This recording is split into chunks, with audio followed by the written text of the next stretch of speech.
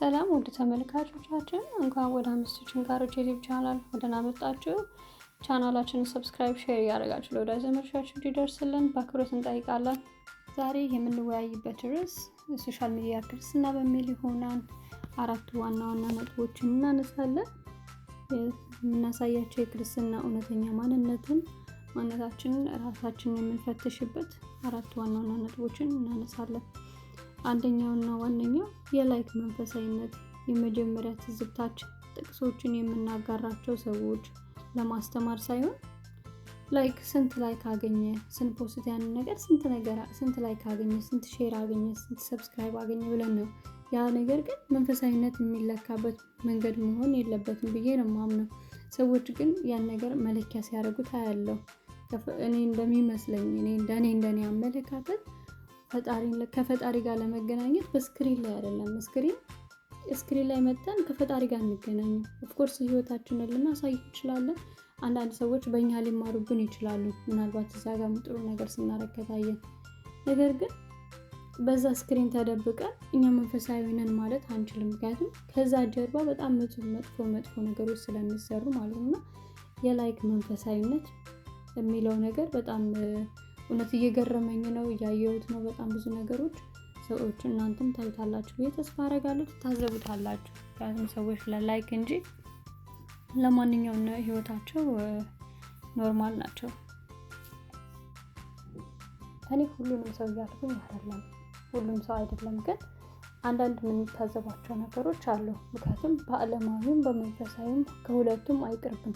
ሰይጣንም አይክፋው እግዚአብሔርም አይክፋው ያሉ የሁለት ዓለም ሰዎች አሉና እነዛ ሰዎች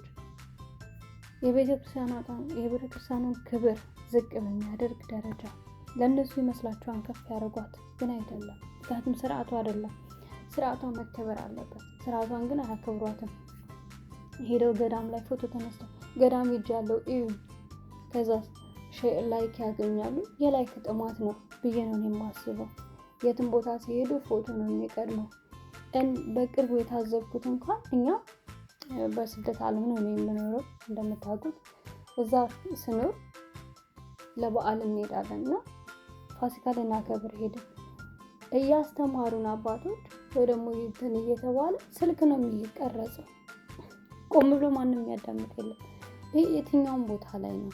ኢቭን ለጥምቀት አዲስ አበባ ላይ ታይቶ ያያችሁት ትኖራላችሁ፣ ታዘባችሁ። ሰው የሚያጨበጭብ ሰው የለም፣ ስልክ ነው ያለው። ጥምቀት ይጃለሁ። ክብረ በዓሉ ግን እንደዛ አይደለም።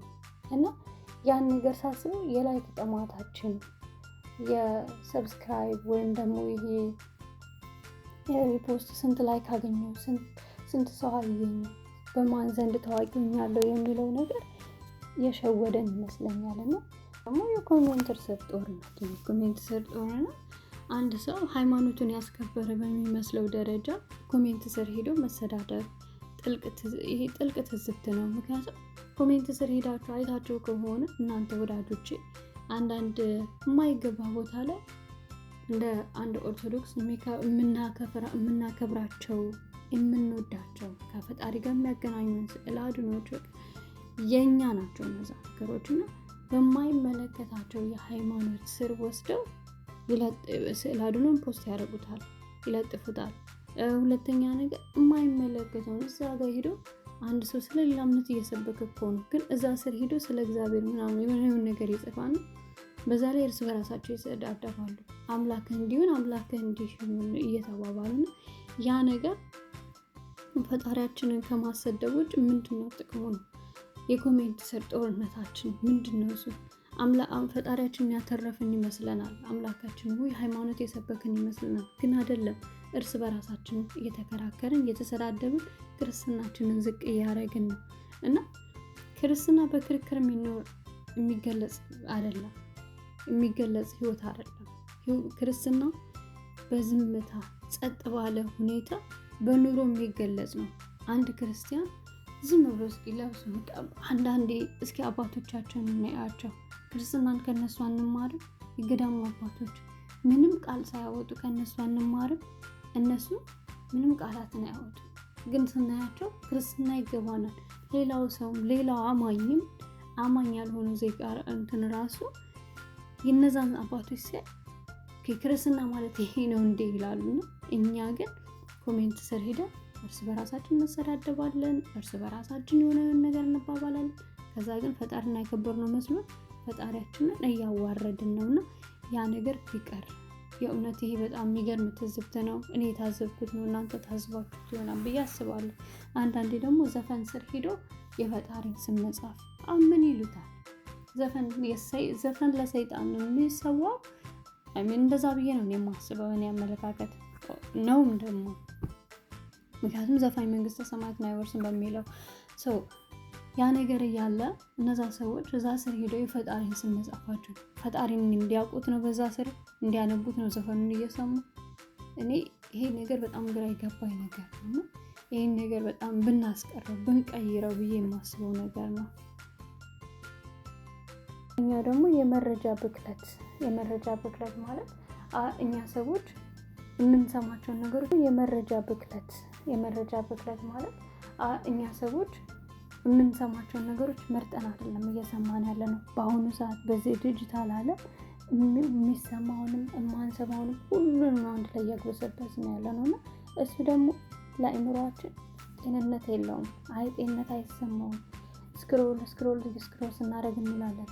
ከዛ ምን እንደያዝን አናውቅም። ምን አይነት መረጃ እንደሰበሰብን አናውቅም።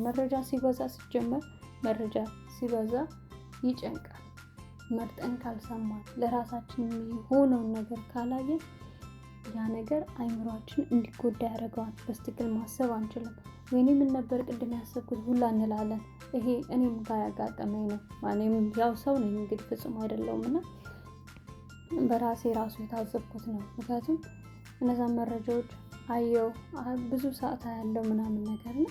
የሆነ ሰዓት ላይ ቆም ስል እንዴ ምንድን ነው ያዝኩት ብዬ ራሴን እስከመታዘብ ደረጃ ደርሳለሁ። ሰዓቱን እገለዋለሁ። ሰዓቱ በጣም ይሄዳል፣ ግን እዛ ጋር ያዝኩት አንድም መረጃ የለም፣ ምንም ነገር የለም እና የመረጃ ብክለት አለብን። ስለዚህ የምንሰማቸውን ነገር ለአእምሯችን የሚመጡን ነገሮች መርጠን ብንጠቀም እላለሁ። አራተኛና የመጨረሻ ነጥባችን የንጽጽር ወጥመድ። ሌሎች ፍጹም የሚመስሉን የዲጂታል ህይወት አይተን ተስፋ እንቆርጣለን። ምክንያቱም ሌሎች የሚያሳዩን ህይወት አለ፣ በጣም አልፎላቸው ሃይላይት ነው የሚያሳዩን። በነገራችን ላይ ተመልካቾቻችን ሃይላይት ነው የሚያሳዩ እነዛ ሰዎች በጣም አልፎላቸዋል። ከየት መጡ ሳትሏቸው የሆኑ ሰዓት ላይ በላይ ደርሰዋልና ከነዚህ 4 ነጥቦች ውስጥ እናንተ ይበልጥ የታዘባችሁትን በኮሜንት አጋሩን። ቪዲዮን ከወደዳችሁት ላይክ፣ ሰብስክራይብ እያደረጋችሁ ሼር እያደረጋችሁ ለወዳጅ ዘመዶቻችሁ እንዲደርስ እናድርጉልን።